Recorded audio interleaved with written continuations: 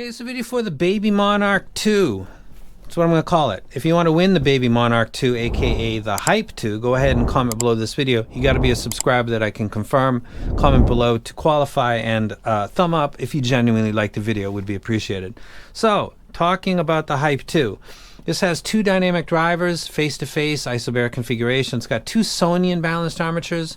I'm a fan of Sonian, and I like it's up in the treble. The whole thing sounds really nice to me.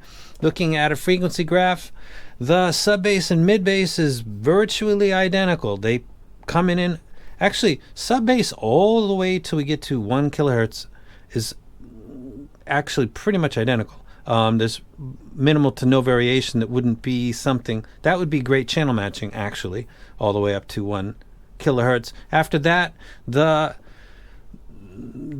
Hype 2 is a little bit less in your face, and that's related to the angle of attack of the ear gain, how much forward that is, how much in scale, like more than 10 dB, and how abrupt and forward that is.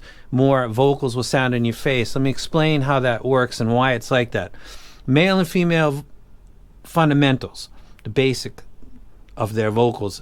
I'm gonna say, let's say 100 hertz and forward. Males go deeper than females. Go up to 1 to 1.5 kilohertz, male and female. And then after that, you're starting to deal with second, third, fourth, fifth order harmonics. So that other part of the sound of the human voice is directly impacted and related to the ear gain region. And if you push that up too much and too abruptly, it'll be what is called shout. And everybody knows that. If you de-emphasize that, which is I'm not jumping on the Dunu, but it's a good example of another way of tuning. If you de-emphasize the upper mids, you're going to pull back the first or the second, third, fourth order harmonics of vocals, and it's going to sound, to some people, kind of a little bit boxy or slightly distant because it sounds different from what they're used to. So take the Dunu out.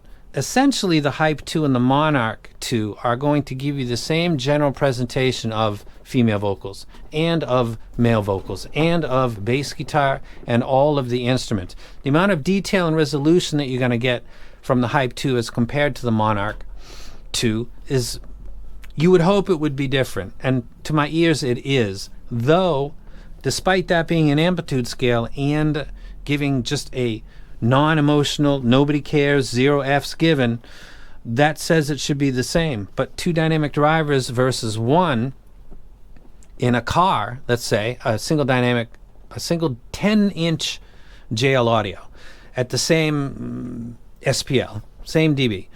Or I switch and I put 2 or 3, and it's at the same output. I'm putting it out at the same, I'm measuring it 135 dB in the car. So it's not actually louder, but the sense of energy that I'm going to feel within the chassis of the vehicle is going to be obvious to me. If blindfolded, I would know which one is the 1 or which one is the 3 configuration. Though to my ear, the volume is going to be the same. The sensation, other things, the others would be different, and I'd be able to tell. I feel like this has better energy than the Monarch Mark II. Is that me coping? Because I always thought that the Monarch Mark II is okay for rock and roll, but not ideal for hip-hop? Possibly. So I'm going to go ahead and stick with what I said originally with the Monarch Mark II and apply it to this with the caveat that I think it hits harder.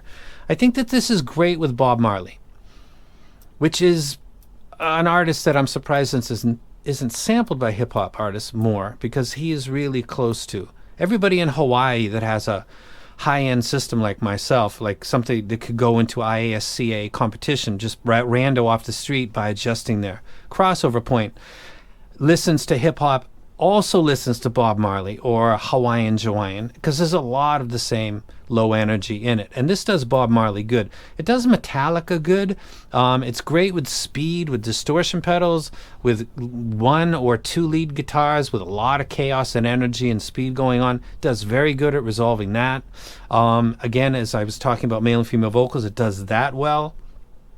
It does female vocals, like I said, great. Take a Bow by Madonna sounds excellent.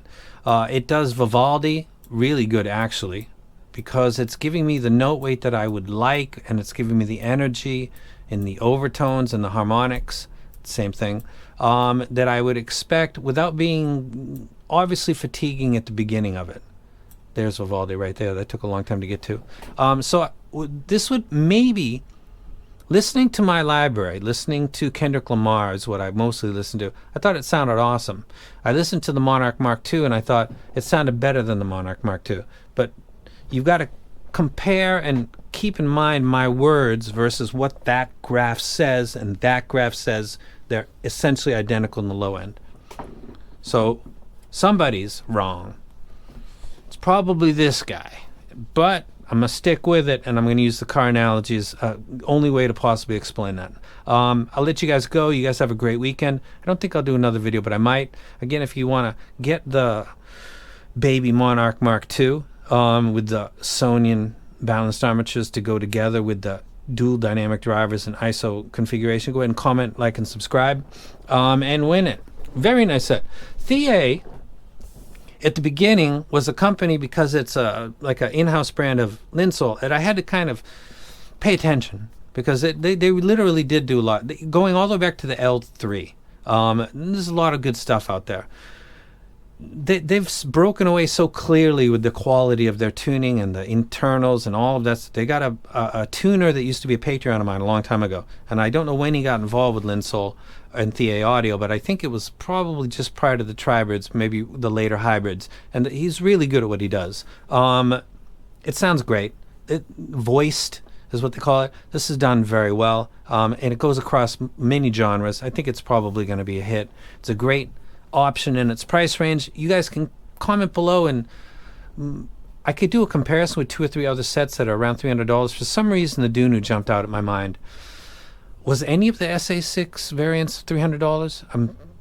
I bought them all, I think. I don't know. That was an error by me, but it is what it is. You guys have a great weekend, and I'm finally actually now going to be out.